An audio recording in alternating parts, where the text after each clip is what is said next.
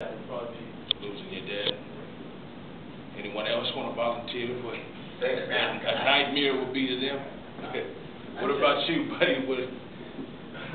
He's gonna say this class. He told him that. To be broke. To be broke? Yeah, that's pretty bad. Okay, well, you know, some of you have read the story, and now you know that I've been incarcerated. My name is Logan. I'm from a West Coast city where gangs run rampant. I'm sure you guys have heard about what goes on in Los Angeles and all these things from the movies, Minister Society, Boys in the Hood. Well, basically my life was just like that until about 2 years, a year and a half ago, until I come to Kentucky. I was raised up with love in my family. I was raised up by my grandmother. Although my mother and father were not involved too much in my life because they were addicted to drugs, incarcerated, as well as many uncles and aunties, I had a strong, loving, caring grandmother that raised me. So I do not use my parents not being in my life as an excuse for the path that I chose, because I chose that path. Growing up like most of you guys, you know, I was into sports, you know, heavy football player. Look at my size, you see, you had to play football or something. I wasn't always this big. Music, that's a passion of mine. I currently run my own record label, you know, Made Gang Music. But prior to, you know, me coming to Kentucky, I was incarcerated for 10 full years, a decade. And I know some of you guys probably hear, well, he must not have to do the whole 10 years. He had some good time. Well, I didn't get good time because I was one of the hard asses, is what they would call. I was a career criminal, gangbanger, drug seller, flesh peddler, whatever that it called for, you can count me in.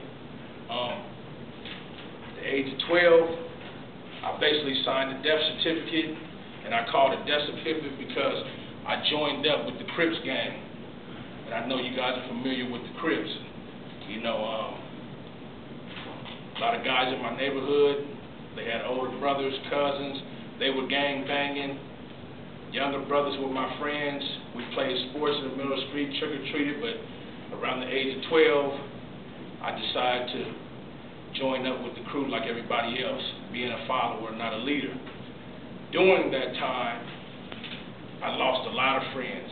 I mean, if I were to bring the obituaries that I have at home in my bag, it would definitely fill this table and a few others.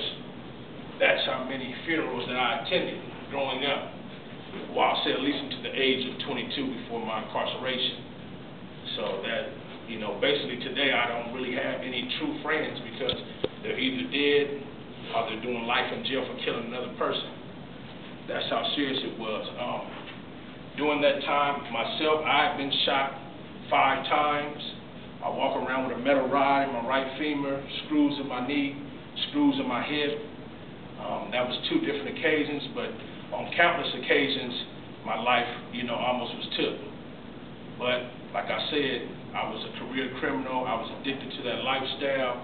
Although I was not raised like that, it does become an addiction, and it gets to the point to where it seems like it's you against society, society's norms, because we were basically in the underworld. We lived off fear, hate, murder, drugs, alcohol.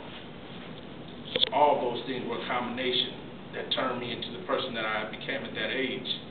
Now at the age of 22, one of my gang-related activities had me caught up. I ended up getting sentenced to 120 months in prison for that situation. At the time, I was facing